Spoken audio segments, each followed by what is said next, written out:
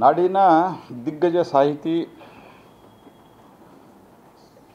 ಸಂಶೋಧಕರಾಗಿದ್ದಂಥ ಅದ್ಭುತವಾದಂಥ ಕಾದಂಬರಿಗಳ ಮೂಲಕ ಅತ್ಯಂತ ಜನಾನುರಾಗಿಯಾದಂಥ 25ಕ್ಕೂ ಹೆಚ್ಚು ಕಾದಂಬರಿಗಳನ್ನು ರಚಿಸಿ ಕನ್ನಡ ಸಾಹಿತ್ಯ ಲೋಕಕ್ಕಷ್ಟೇ ಅಲ್ಲ ದೇಶದ ಸಾಹಿತ್ಯ ಲೋಕಕ್ಕೆ ಒಂದು ಬಹುದೊಡ್ಡ ಕೊಡುಗೆಯನ್ನು ಕೊಟ್ಟಂಥ ಭೈರಪ್ಪನವರು ಇವತ್ತು ನಮ್ಮ ನಗಲಿದ್ದು ನಮಗೆ ಬಹಳಷ್ಟು ಸಾಹಿತ್ಯಾಸಕ್ತರಿಗೆ ಇರ್ಬೋದು ಮತ್ತು ದೇಶದ ನೈಜ ಇತಿಹಾಸವನ್ನು ಪ್ರೀತಿಸುವವರಿಗೆ ಬಹಳಷ್ಟು ನೋವಾಗಿದೆ. ಭೀಮಕಾಯದಿಂದ ಆರಂಭಿಸಿ ಉತ್ತರಕಾಂಡದವರೆಗೆ 25 ಕಾದಂಬರಿ ಅವರು ರಚಿಸಿದ್ದಾರೆ. ಅದರಲ್ಲಿ ತಂತು ಕಾದಂಬರಿಗೆ ಭಾರತೀಯ ಭಾಷಾ ಪರಿಷತ್ತಿನಿಂದ ಪರಿಷತ್ತಿನ ಪ್ರಶಸ್ತಿ, ದಾಟು ಕಾದಂಬರಿಗೆ ಕೇಂದ್ರ ಸಾಹಿತ್ಯ ಅಕಾಡೆಮಿ ಪ್ರಶಸ್ತಿ ಬಂದಿದೆ. ಭೈರಪ್ಪನವ್ರನ್ನ ನಾನು ಒಮ್ಮೆ ಹಲವಾರು ಬಾರಿ ಭೇಟಿಯಾಗಿದ್ದೆ. ಹುಬ್ಬಳ್ಳಿಯಲ್ಲಿ ಒಂದು ಸಂವಾದಕ್ಕೆ ಬಂದಿದ್ದರು ಅವರು. ಆವಾಗ ಅವರಿಗೆ ಇನ್ನೊಬ್ಬರು ಬಂದು ಅಲ್ಲಿ ಯಾರೊಬ್ಬರು ಸಾಹಿತ್ಯಾಸಕ್ತರು, ಇಲ್ಲ ನಾವು ಮುಂದಿನ ತಿಂಗಳಿಗೆ ಇನ್ನೊಂದು ಕಾರ್ಯಕ್ರಮ ಮಾಡ್ತೀವಿ, ನೀವು ಮತ್ತೆ ಹುಬ್ಬಳ್ಳಿಗೆ ಬರಬೇಕು ಅಂತ ಹೇಳಿದರು. ಆವಾಗ ಭೈರಪ್ಪನವರು ಹೇಳಿದರು, ನಾನು ಇನ್ನೊಂದು ಕಾದಂಬರಿಯನ್ನು ಬರಿತಾ ಇದ್ದೇನೆ, ಆ ಇನ್ನೊಂದು ಕಾದಂಬರಿ ಬರೀಲಿಕ್ಕೆ ನಾನು ಶುರು ಮಾಡೋವನಿದ್ದೇನೆ, ನಾನು ಬರಲ್ಲ ಅಂತಂದರು. ಸಹಜವಾಗಿ ಪ್ರೀತಿಯಿಂದ ಅವರು ಆಗ್ರಹ ಮಾಡಿದರು, ಇಲ್ಲ ಇನ್ನು ಒಂದು ಸರ್ತೆ ನೀವು ಬರಬೇಕು ಅಂತ. ಆವಾಗ ಭೈರಪ್ಪನವರು ನನಗೆ ಹೇಳಿದ್ದು ಚೆನ್ನಾಗಿ ನೆನಪಿದೆ. ಅವ್ರು ಹೇಳಿದರು, ನಾನು ಒಂದು ಕಾದಂಬರಿ ಬರೀಬೇಕು ಅಂತಂದರೆ ವರ್ಷಗಟ್ಟಲೆ ಅಧ್ಯಯನ ಮಾಡ್ತೀನಿ ಅಂತ ಹೇಳಿದರು. ಅದು ಒಂದು ಹೇಳಿದರು. ಎರಡನೇದ್ದು, ಗರ್ಭಗುಡಿಯಲ್ಲಿರುವಂಥ ಉತ್ಸವ ಮೂರ್ತಿ ಅದು ಎಲ್ಲ ಊರು ತುಂಬ ಮೆರವಣಿಗೆ ಮಾಡ್ಬೋದು, ಆದರೆ ಗರ್ಭಗುಡಿಯಲ್ಲಿರುವಂಥ ದೇವರೇನಿರ್ತಾನೆ ಅಲ್ಲೇ ಇರಬೇಕು. ಅದರ ಅರ್ಥ ತಮ್ಮನ್ನು ತಾವು ದೇವರಂತ ಹೇಳ್ಕೊಳ್ಳಿಲ್ಲ, ಅಲ್ಲಿ ಇದ್ದಾಗ ಅಧ್ಯಯನ ಆಗ್ತದೆ, ನಾವು ತಿರ್ಗಕ್ಕೆ ಹೋಗಬಾರ್ದು, ನಮ್ಮ ಕಾದಂಬರಿಗಳು ಇವು ಅವು ತಿರುಗ್ತಾ ಇರಬೇಕು ಅನ್ನೋ ಅರ್ಥದಲ್ಲಿ ಭಾಳ ಸೊಗಸಾಗಿ ಹೇಳಿದರು. ಹಾಗೆ ನಾನು ಕೇಳಿದ್ದೆ ಅವ್ರಿಗೆ, ನಿಮಗೊಂದು ಕಾದಂಬರಿ ಬರೆಯೋಕ್ಕೆ ಎಷ್ಟು ಸಮಯ ತೆಗೆದುಕೊಳ್ತೀರಿ ಅಂತ. ಅವ್ರು ಹೇಳಿದ್ರು, ಈ ಡಿಪೆಂಡ್ಸ್, ವರ್ಷಗಟ್ಟಲೆನೂ ತೆಗೆದುಕೊಂಡಿದ್ದಿದೆ ಅಂತ. ಆವರಣವನ್ನು ಬರೀಬೇಕಾದ್ರೆ ಭಾಳ ಸಮಯ ತೆಗೆದುಕೊಂಡೆ ಅಂತ ಹೇಳಿದರು ನನಗೆ. ಅವತ್ತು ಆ ಸಂದರ್ಭದಲ್ಲಿ ಆವರಣದ್ದೇ ಸಂವಾದ ಇತ್ತು. ನಾನು ಮೊದಲೇ ಸರ್ತಿ MP ಆಗಿ ಆ ಸಂವಾದದಲ್ಲಿ ನಾನು ಕೂತ್ಕೊಂಡಿದ್ದೆ. ಹಾಗಾಗಿ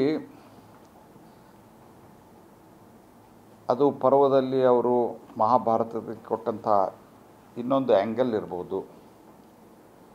ಆವರಣದ ಐತಿಹಾಸಿಕ ಸತ್ಯವನ್ನು ಅವರು ಕಣ್ಣಿಗೆ ಕಟ್ಟುವಂತೆ ತೆರೆದಿಟ್ಟಿದ್ದಿರ್ಬೋದು. ಈ ರೀತಿ ಹಲವಾರು ಕಾದಂಬರಿಗಳಿದ್ದಾವೆ, 25 ಕಾದಂಬರಿಗಳು.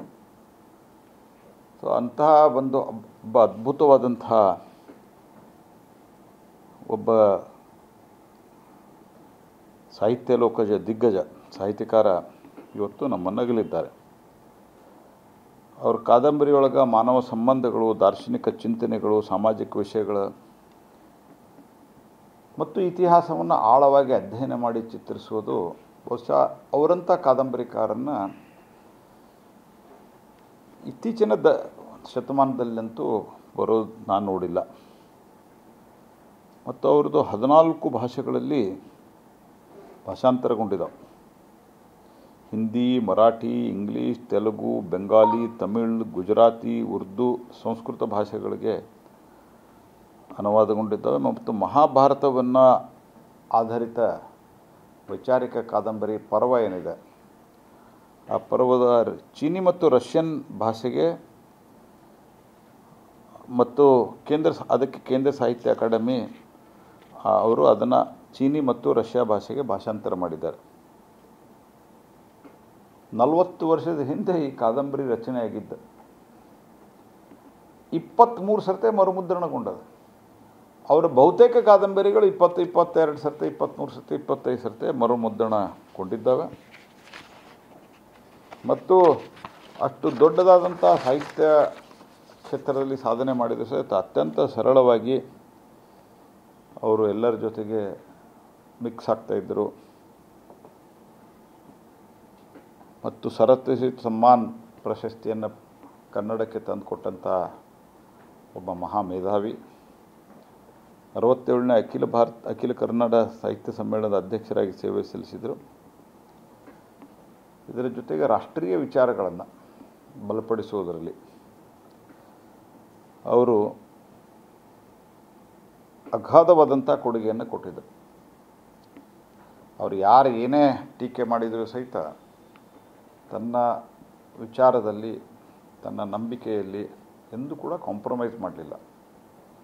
ಐತಿಹಾಸಿಕ ಸತ್ಯ ನಾನು ಹೇಳೋದ್ರಿಂದ ನಾನು ಯಾರ ಬಗ್ಗೂ ಭಯ ಇಲ್ಲ ಅನ್ನುವಂಥ ಮಾತನ್ನು ಅನೇಕ ಸರ್ತಿ ಅವರು ಹೇಳಿದ್ದೆ ನಾನು ಕೇಳಿದ್ದೇನೆ. ನಮ್ಮ ನೆಚ್ಚಿನ ಪ್ರಧಾನಮಂತ್ರಿಗಳಿಗೂ ಸಹಿತ ಭಾಳ ಒಳ್ಳೆಯ ಸಂಬಂಧ ಇತ್ತು ಅವ್ರದ್ದು. ಒಂದು ಸರ್ತಿ ನಾನು ಅವರು ಒಟ್ಟಿಗೆ ಹೋಗಿ ಭೇಟಿ ಮಾಡಿದ್ವಿ ಸನ್ಮಾನ್ಯ ಪ್ರಧಾನಮಂತ್ರಿಗಳನ್ನು. ಅದಾದ ನಂತರ ಅವ್ರಿಗೆ ಮೊದಲು ಪದ್ಮಶ್ರೀ, ಪದ್ಮಭೂಷಣ ಎಲ್ಲ ಪ್ರಶಸ್ತಿನೂ ಸಿಕ್ಕಿದೆ.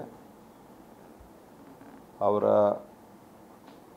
ಎಂದಿಗೂ ಕೂಡ ಯಾವ ಪ್ರಶಸ್ತಿನೂ ಕೇಳಿದವರಲ್ಲ. ಪ್ರಶಸ್ತಿ ಕೇಳಿ ಪಡ್ಕೊಂಡಂಥ ಒಂದೇ ಒಂದು ಉದಾಹರಣೆ ಅವ್ರದ್ದಿಲ್ಲ. ಅಂಥ ಒಬ್ಬ ಅದ್ಭುತ ಒಬ್ಬ ಸಾಹಿತಿಯನ್ನು ನಾವು ಕಳೆದುಕೊಂಡಿರೋದು ಭಾಳ ನೋವಾಗಿದೆ. ಅವರ ಬಿಟ್ಟೋಗಿರುವಂಥ ಏನು ಅಪಾರವಾದಂಥ ಈ ಒಂದು ಸರಸ್ವತ ಲೋಕದ ಸಂಪತ್ತಿದೆ, ಅದನ್ನು ನಾವೆಲ್ಲರೂ ಮತ್ತೆ ಮತ್ತೆ ಓದಿ ಅದೇ ರೀತಿ ಅಧ್ಯಯನ ಮಾಡುವಂಥ ಪ್ರವೃತ್ತಿ ಬೆಳೆಸುವಂಥ ಕೆಲವರಾದರೂ ಆ ದಾರಿಯಲ್ಲಿ ಮುಂದೆ ಸಾಗಿದರೆ ಭೈರಪ್ಪನವರಿಗೆ ನಿಜವಾದ ಶ್ರದ್ಧಾಂಜಲಿ ಸಲ್ಲಿಸಿದಂತಾಗ್ತದೆ. ಅವರ ಅಪಾರ ಅಭಿಮಾನಿಗಳಿಗೆ, ಅವರ ಕುಟುಂಬಕ್ಕೆ ನಾನು ಈ ದುಃಖವನ್ನು ಭರಿಸುವ ಶಕ್ತಿ ಕೊಡಲಿ ಅಂತ ಹೇಳಿ ಭಗವಂತನಲ್ಲಿ ಪ್ರಾರ್ಥನೆ.